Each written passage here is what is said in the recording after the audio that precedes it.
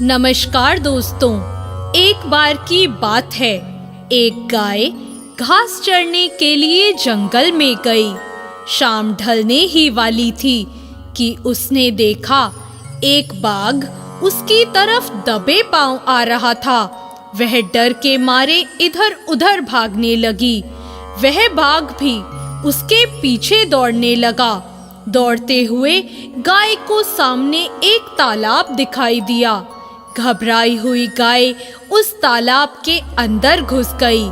वह बाघ भी उसका पीछा करते हुए तालाब के अंदर घुस गया।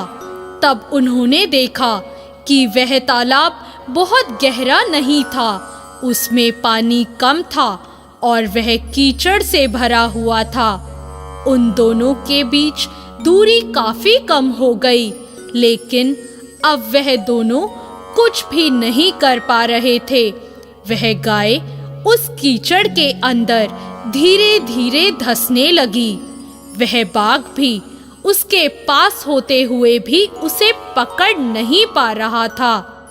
वह भी धीरे धीरे कीचड़ के अंदर धंसने लगा। दोनों ही करीब करीब गले तक उस कीचड़ के अंदर फंस गए। दोनों हिल भी नहीं पा रहे थे। गाय के करीब होने के बावजूद भी वह बाघ उसे नहीं पकड़ पा रहा था। थोड़ी देर बाद गाय ने उस बाघ से पूछा, क्या तुम्हारा कोई गुरु या कोई मालिक है? बाघ ने घुर्राते हुए कहा, मैं तो जंगल का राजा हूँ, मेरा कोई मालिक नहीं, मैं खुद ही जंगल का मालिक हूँ।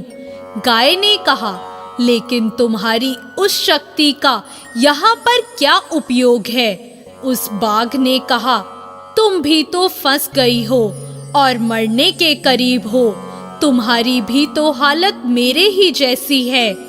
गाय ने मुस्कुराते हुए कहा, बिल्कुल नहीं, मेरा मालिक जब शाम को घर आएगा और मुझे वहां नहीं पाएगा तो वह ढूंढते हुए यहाँ जरूर आएगा और मुझे इस कीचड़ से निकाल कर अपने घर ले जाएगा। लेकिन तुम्हें कौन ले जाएगा? थोड़ी ही देर में सच ही में एक आदमी वहां पर आया और गाय को कीचड़ से निकालकर अपने घर ले गया। जाते समय गाय और उसका मालिक दोनों एक दूसरे की तरफ कृतज्ञतापूर्वक देख रहे थे। वे चाहते हुए भी उस बाघ को कीचड़ से नहीं निकाल सकते थे, क्योंकि उन्हें अपनी जान का खतरा था। दोस्तों, किसी पर निर्भर नहीं होना अच्छी बात है, लेकिन मैं ही सब हूँ, मुझे किसी के सहयोग की कोई आवश्यकता नहीं है, यही अहंकार है और यहीं से विनाश का बीजारोपण हो जाता है।